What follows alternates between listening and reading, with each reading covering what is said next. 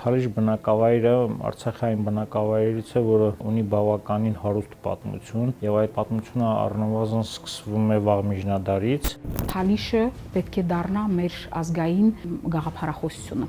Կարճ ժամանակում մենք կյանքի ենք կոչելու Թալիշի, այսպես ասած, բնականոն կյանքը։ Փաստերը չքննելու կամ ոչ պատշաճ քննելու դեպքում ողջ պատասխանատվությունը արդեն պետական պատասխանատվություն ընկնում է Ադրբեջանի Հանրապետությանը։ Թալիշ, Արցախի հյուսիսային դարպասները հսկող գյուղ, հնագույն պատմությամբ ու երբեմնի վառ փառքով։ Այսօր վերջին պատերազմից առավելագույնս տուժած գյուղ, որը կարիք ունի համազգային ուշադրության։ Մեդիատոնը ձեռնարկում է շարք, որը նպատակ ունի շահագրգիռ բոլորի հետ օր առաջ փակելու Թալիշի բաց վերքն ու թեման։ Ավանդույթի համաձայն 5-րդ դարում Թալիշ իշխանը ներկայիս Թալիշի տարածքում գյուղ է հիմնում։ Բնակավայրը կապված է նաև վաճառական բարեպաշտ թագավորի գործունեության հետ, քանի որ գյուղի մոտակայքում է գտնվում հայոց արևելից կողմած արքաների ամառանոցը։ Առաջին անգամ Թալիշի շրջակայքը պատմության մեջ հիշատակվում է Մովսես Կաղանկատվացու պատմություն Աղվանից աշխարհի երկասիրության մեջ։ Տարածքը առնվազն վաղ միջնադարյան ժամանակաշրջանից կապված է եղել հայոց պատմության հետ, մեր թե քրիստոնեության տարածման, թե գրերի Մեսրոպ Մաշտոցի դպրոցների ստեղծման եւ թե հետագայում նաեւ քաղաքական պատմության հետ։ Երբ որ հանդիպում ենք թալիշեցիներդ, իրենց գյուղի անունը կապվում են հենց Թարինչ իշխանի հետ։ Ճիշտ է, մի քիչ ավելի վաղ միջնադար են տարվում, սակայն այդ դա ավանդություն է, բայց Թարինչ իշխանի հիշատակություն կա 2011 թվականին, երբ Հոռեկավանքում ճարտարապետ Սամվել Այվազյանը եւ հնագետ Գագիկ Սարգսյանը կատարում էին պեղումները եւ հայտնաբերվեց հենց բեմի տակ երկու մատուռների մեջ մեկում հայտնաբերվեց մի շատ գեղեցկահույս խաչքար, որի վրա կար արձանագրություն եւ այդ արձանագրությունը, որը կարդացվել է մեր կողմից, թվագրվում է 1457 թվականին եւ այնտեղ գրված է, որ խաչքարի ստեղծողը եղել է հենց Թարինչ իշխանի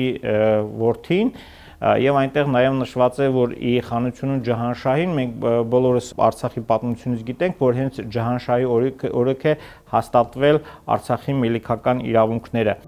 Հայտնի է, որ Մեսրոպ Մաշտոցը դպրոցներ բացելու նպատակով Սուրբ Խաչապայտի մի մասունքով լինում է նաև հայոց արևելից կողմանքում, մասնավորապես Հոռեկավանքում, բայց հետապնդումից խուսափելու նպատակով իր հետ բերած մասունքը թաղում է Գիսավանում։ Իսրայել ճգնավորը հետագայում ստիպում է Աղվանից եպիսկոպոսներին, որպեսզի նրանք տեղն իմանան ու թաղեն այն Հոռեկավանքում։ Հետագայում հենց այդպես էլ արվում է։ Վանքի մոտակայքում է ձևավորվում առաջին գյուղը, այնուհետև 1279-ին նույն տեղը Ստեփանոս Աղվանից կաթողիկոսի հայրապետությամբ վերակառուցվում է եկեղեցին, որը տուժած է լինում Գանձակի մեծ երկրաշարժից։ Այս ամենը նրա վկայությունն է, որ Թալիշը կարևորագույն քաղաքական, կրոնական, պաշտամունքային վայրերից մեկն է եղել։ Այսինքն, տարածքը արցախցիների համար սրբացված էր։ Ընդհանրապես թալիշեցիները միշտ էլ ակտիվ մասնակցություն են ունեցել մեր ազգային ազատագրական պայքարին, մասնավորապես մի դեպք նշեմ, որ 1905-6 թվականին հայ-թաթարական ընդհանումների ժամանակ թալիշցիների ջոկատը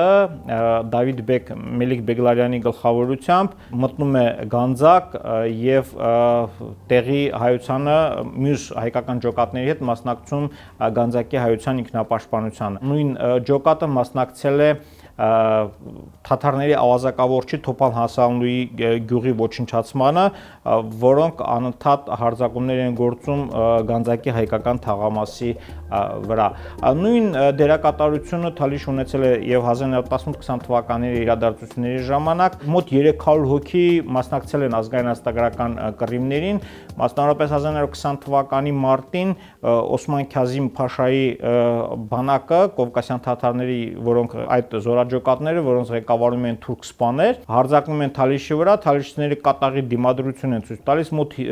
իրենցից մոտ 5 անգամ գերազանցող թշնամու, բայց ի վերջո ստիպված են լինում լքել գյուղը եւ նորից վերադառնալ 1920 թվականի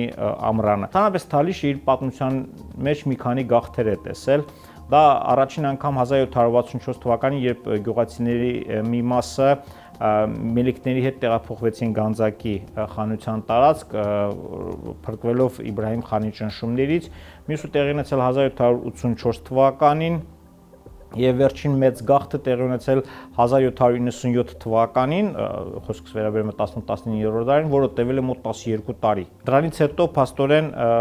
հաջորդ գաղթը տեղի ունեցել 1920 թվականին եւ 1992 եւ 2016-ին։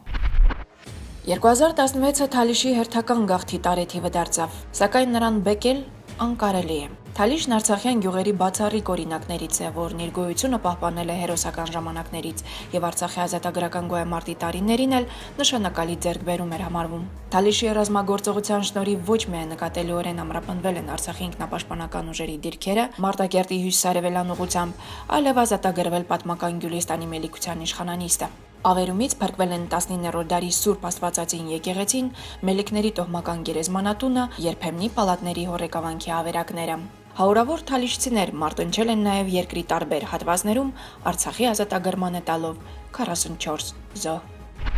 Շենանում է Թալիշն այսօր, կամաց, ավերված պատին դրվող, քար առ քար, տնամերձում տնկվող, շիվ առ շիվ, օջախում ծնվող, մանուկ առ մանուկ։ Միշտ էլ վերհառնել է հենց այսպես, թե նախորդ եւ թե վերջին պատերազմի ժամանակ Թալիշը կարևոր բարոյահոգեբանական նշանակություն է ունեցել ամրապնդելով Արցախի անվտանգությունը։ Սահման պահող Թալիշը դարպաս է, որը պինդ պահել պիտի ամեն գնով։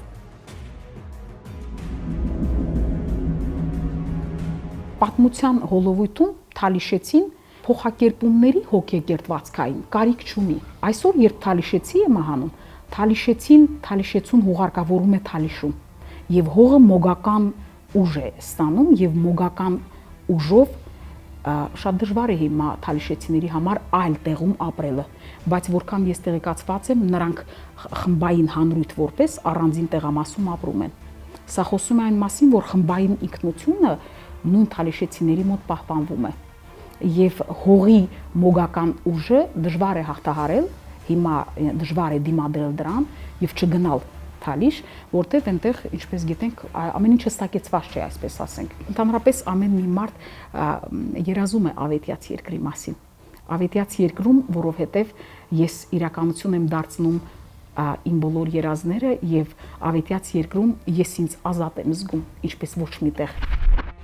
Հոգեբանի վերլուծությամբ ապրիլյան պատերազմի ժամանակ հակառակորդներն իրենց նպատակին չհասան, որովհետև գոյություն ունի աստվածակարգություն, ոգի, տիեզերքի հետ կապ, արժեքներ եւ ի վերջո բնության օրենք։ Քարոզա պատերազմն իրականում ահաբեկչական ակտ էր։ Գլուխ կտրելը այս վիճակագրական հանրույթ պետք է ասեմ, որտեղ ես չեմ համարում, որ ազգ է, այս վիճակագրական հանրույթում գլուխ կտրելը ստատիկ արժեք է, քարացած, եւ որևէ բան չի փոխվել։ Եվ նույն Ադրբեջանի քաղաքականության մեջ չի կարելի գտնել սոցիոմշակութային նշաձող ինչ-որ եւ կարելի է ենթադրել, որ բանակցությունների այսպիսի ընթաց կարող է լինել։ Բանակցությունների բոլոր կարգի ձևաչափերը եւ բանակցությունների բոլոր ֆորմատները դատապարտվել են առ այսօր ձախողման եւ չի հարցրել արդյոք միջև հիմա որևէ քաղաքական գործիչ, որ նախաձեռնում են, հա, ինչու ամեն ինչ Հեյդար Ալիևի սրտով չէ։ Այստեղ կա հոգեբանական ենթատեքստ, կա ահավաղված ինքնության հարցադրումներ, որի պատասխանը ինքը Ադրբեջանի նախագահը չգիտի։ Եթե իմանար քարոզա պատերազմին, նա ինչի մասն է խոսում այն, որ էլիտար զինվորականությունն է ահաբեկչական ակտ իրականացնել, որոնք դրսից են եւ վարձու են։ Այսինքն Ադրբեջանում չկա Ադրբեջանի համար պայքարողներ։ Սա շատ օգտակար ինֆորմացիա է հայ զինվորականության եւ ընդհանրապես հայերի համար։ Հակառակորդը շատ հաշվարկներում է թերացել եւ համակված լինելով միայն հայատեացության գաղափարով ձեռնարկել է իր հերթական ամփառունագործողությունը։ Ապրիլին Ադրբեջանի սանձազերծած ագրեսիայի առաջին իսկ օրը Արցախի մարդու իրավունքների պաշտպանը հանձնարարություն է ստանձնել միջազգային իրավապաշտպան հանրությանը ներկայացնել ադրբեջանական զինված ուժերի թույլտված դաժանությունների եւ միջազգային իրավունքի կոպիտ խախտումների փաստերը։ Փաստահավաք առաքելության խմբի իրականացրած մոնիտորինգի արդյունքում Արցախյան ՄԻՊ-ը մանրամասն փաստարկված երկրորդ զեկույցն է կազմել ապրիլյան պատերազմի թեմայով, որում ներկայացված են Արցախի 3 հյուսիսային, հյուսիսարևելյան ու հարավային ուղղություններով ադրբեջանական զինված ուժերի կողմից իրականացրած ռազմական հանցագործության ապացույցները։ ինչ վարքագիծ է դրսևորել ադրբեջանական պետությունը, ադրբեջանական զինված ուժերը այն անձանց հանդեպ, ովքեր որ հայտնվել են նրանց վերահսկողության ներքո, կամ անձինք, ողջ անձինք, կամ նրանց դիակները։ Այս դիտանկյունը մեզ տվեց խիստ մտահոգիչ փաստեր։ Մասնավորապես մենք պարզեցինք, որ 31 անձ արցախյան կողմից, այդ թվում 3 քաղաքացիական եւ 28 զինվորական, հայտնվել է ադրբեջանական ուժերի վերահսկողության ներքո, որը տևել է մի քանի րոպեից մինչև մի փոքր ավելի քան 1 շաբաթը, եւ այդ 31 անձանցից մոտ 90%-ի նկատմամբ իրականացվել են ռազմական հանցագործություններ։ Սա խիստ մտահոգիչ է եւ մենք մեկ առ մեկ զեկույցի շրջանակներում անդրադարձել ենք յուրաքանչյուր դեպքի, այսինքն մենք 3 ուղղություններում ունենք նման դեպքեր, հյուսիսային ուղղությունը, որը Թալիշն է, հյուսիս-արևելյան ուղղությունը, որ Սեյսուլանն է, եւ հարավային ուղղությունը, որ Մեխակավանն է, եւ յուրաքանչյուրում անդրադարձել ենք եւ մեկ առ մեկ քննարկում ենք յուրաքանչյուր դեպքը։ 90% թիվը դա մեղմ ասած մտահոգիչ թիվ է, դա նշանակում է որոշակի համակարգվածություն եւ կազմակերպվածություն ադրբեջանական զինված ուժերի կողմից։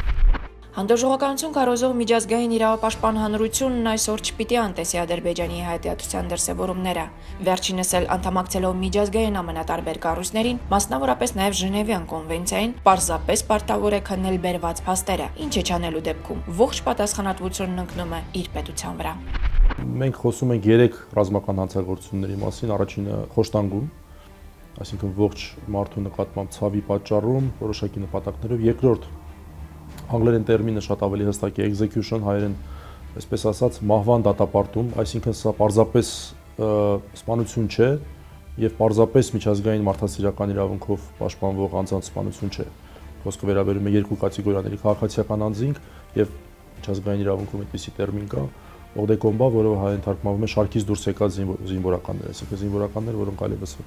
վտանգ չեն ներկայացնում հակառակորդի համար։ Այս երկու պաշտպանվող անձանց այն բոլոր անձինք, որոնք հայտնվել են Ադրբեջանի վերահսկողության ներքո, ողջ չեն մնացել, այսինքն նրանք սպանվել են։ Եվ երրորդը դիակների անարգում, որը ամենատարածված ռազմական հանցագործությունն էր, եւ այս բոլոր հանցագործությունները ռազմական հանցագործություն են միջազգային մարդասիրական իրավունքի համապատասխան, առաջին երկուսը պայմանագրային իրավունքին համապատասխան են, պայմանագրային իրավունքին համապատասխան, որին անդամակցում է Ադրբեջանը, մասնավորապես Ժնևյան կոնվենցիաների մասին է խոսքը, իսկ արմինների անարգումը միանշանակորեն ռազմական հանցագործություն է արդեն սովորութային միջազգային հումանիտար իրավունքի շրջանակներում, որը որ միջազգային իրավունքի երկու այսպես հիմնական ուղղություններից մեկն է։ Եվ միանշանակ է, որ Ադրբեջանի Հանրապետությունը պարտականություն ունի քննել բերված փաստերը։ Հայությունն իհարկե իլյուզիաներ չունի հարևանի adekvatության առումով, եւ այդ է պատճառը, որ իր քայլերը հաշվարկում է առկա իրողություններից։ Թալիշի ազատագրման 21-ի առիթով հանրապետության նախագահն ընդգծել է պետության հատուկ վերաբերմունքը այդ բնակավայրի հանդեպ օբյեկտիվ պատճառներով, ուղերձի արդիականությունն ու բովանդակությունը չի փոխվել եւ 25 տարի անց։ Երկու անգամ 25 տարվա մեջ տեղահանվելը դա հանդիստ բան չէ, բայց արդյունքում մենք ունենք օրենսավանք, ունենք պապական գերեզմաններ, որը չեն կարող թողել։ Մենք չենք կարող առանց թալիշցիների ապրել։ Մենք անպայման բնակվելու ենք ձեզ հետ միասին Թալիշում։ Մի քանի անգամ ավելի լավ պայմաններով, քան ունեցել ենք մինչ այս վերջի իրադարձությունները։ Այս խոստովանությունն ու խոստումը Բակո Սահակյանն արել էր Չարենցավանում, ուր ապրիլին գաղթել էին թալիշցիները։ Հայաստանի Հանրապետություն տեղափոխված թալիշցիների 45%-ը գտնվում է Չարենցավան քաղաքում, իսկ ընդհանուր առմամբ Կոտայքի մարզում ապրում էր թալիշցիների 75%-ը։ Նրանց մի մասն արդեն վերադարձել է ու ապրում է նոր բնակավայրում՝ Ալաշանում։ Արցախի իշխանությունները օրակարգային խնդիր են առաջադրել Թալիշը վերականգնել մաքսիմալ կարճ ժամկետում։ Աշխատանքային խումբն էլ Արցախի Հանրապետության անվտանգության խորհրդի քարտուղար Արցախի հերոս Վիտալի Բալասանյանի գլխավորությամբ ձևավորված է։ Ինչու այսօր դժվար է Թալիշում ապրել։ Մի բարձ պատճառով, որովհետեւ դպրոց ավիրվել է, մանկապարտեզը ավիրվել է, այնպես չէ որ Թալիշում բնակիչներ չկան, չգիտեմ, ժամանակի մեր լրատվամիջոցները ինչու են անտեսել։ Դա չի նշանակում, երբ որ կան այնտեղ տղամարդիկ են ապրում կամ իրենց պատիկների հետ երեխաներ չկա, ասում են գյուղում բնակիչ չկա։ Ես կարծում եմ, որ դա այդքան էլ ճիշտ չէ։ Թալիշը միշտ եղել են բնակիչներ, ճիշտ է, թիվը շատ քիչ է, որտեղ բոլոր ինֆրաստրուկտուրաներ, այսպես ասած, ավարտվել են, ջրի հարց, էլեկտրաէներգիայի հարց, մանկապարտեզ, դպրոց, բայց կար ժամանակում դուք կտեսնեք, որ գյուղում ինչքան երեխաներ են լինելու։ Թալիշ գյուղը մենակ թալիշցիների համար չենք մենք կառուցելու։ Ես հանակով միշտ ասել եմ եւ ուզում եմ կրկնել, որ կգա ժամանակ, որ Թալիշում գրանցվելու համար ծանոթներ են փնտրելու, որպեսզի Թալիշում մարդիկ բնակարան ունենան, որ այնտեղ ապրեն։ Թող այս օրը պատմական օր լինի Թալիշի համար։ Հային միշտ էլ հատուկ է եղել դժվարությունները հաղթահարել նաև հումորով ու շփիտով։ Հաղթանակի ուժը նաև դրանով է կոփել։ Այս պահի դրությամբ մենք Թալիշին կտանք հատուկ կարգավիճակ, բայց հետագայում ենք սահմանամերձ բնակարան, այն բնակարանը, որ անմիջական գտնվում է սահմանին, կարելի ասած խարամատին համարյա կպած, պարտադիր պայման է, որպեսզի այդ տարածքները մենք տանք հատուկ կարգավիճակ։ Օրինակ, ազատենք հողի հարկից, անասնահարկից, ջրի վարձից, էլեկտրաէներգիան սուբսիդավորենք եւ այսպես շարունակ։ Մենք պետք է ունենանք տնտեսություններ, օրինակ սահմանամերձ բնակավայր, օրինակ Թալիշ գյուղում անհատի համար շատ դժվար է, օրինակ մենակ զբաղվի գյուղատնտեսությամբ։ Թալիշում մեզ պետք է փոքր արտադրամաս տնենք, որպես թեթև արդյունաբերությամբ զբաղվեն։ Մենք այնտեղ ունենալու ենք տարբեր ֆերմաներ, զբաղվել են կանասնապահությամբ, ոչխարաբուծությամբ, խոշոր եղջերուների։ Մենք ունենանք թռչունների ֆերմա կունենանք։ Ինքը շատ տարածքը շատ լավն է, շատ հետաքրքիր տարածք ունի, շատ հարուստ տարածք ունի, իր վարելահողերով հանդերձ, իր արոտավայրերով հանդերձ, ջրային պաշարները նորմալ, արձագանք կա Թալիշցիներից արդեն մոտավորապես 60 հոգի, նրանք ովքեր ապրում են Հայաստանի հատվածում եւ Ղարաբաղի տարածքում, ցուցակի իմ մոտ կա, այս մոտ ժամանակներս մենք քննարկելու ենք, եւ այդ մարդիկ առաջարկություն են արել իրենց ցանկությամբ հանդերձ, որպեսզի մասնակցեն մարտական հերթապահության, հերթափոխով։ Մենք դրական արձագանքել ենք, ճիշտ ասած, եւ այդ լուծումը տարվում է։ Ասեմ ավելին, հիմա Ռուսաստանում ապրող, ընդհանուր Բելարուսիայում ապրող թալիշցին արձագանքել են, երկու օրից հետո Հայաստանում ապրող առաջին խումբը կգան, որպեսզի իրենք էլ ներգրավեն, ընդգրկվեն այդ բոլոր աշխատանքներում։ Մենք այդ գեմպլանի ուղղությամբ մեր քաղաքաշինության նախարարության հետ համատեղ աշխատում Հայաստանի Հանրապետության ճարտարապետության շինարարության համալսարանը Գագիկ Գալստյանի գլխավորությամբ մեզ արդեն արձագանքներ ունենք Եվրոպաներից, Ամերիկաներից։ Այդ տխուր վիճակը շատ կարճ ժամանակում հանել ենք եւ կտեսնանք ինչքան ուրախ ժամանակներ ապրելու Թալիշը։ Լավատեսությունն այսինքն մխիթարանք չէ, այլ ռեալ գործ, որի վրա ժամանակ է ծախսվում, միջոցներ ու նաև մեծ անկոտրում հավատն է շնչվում։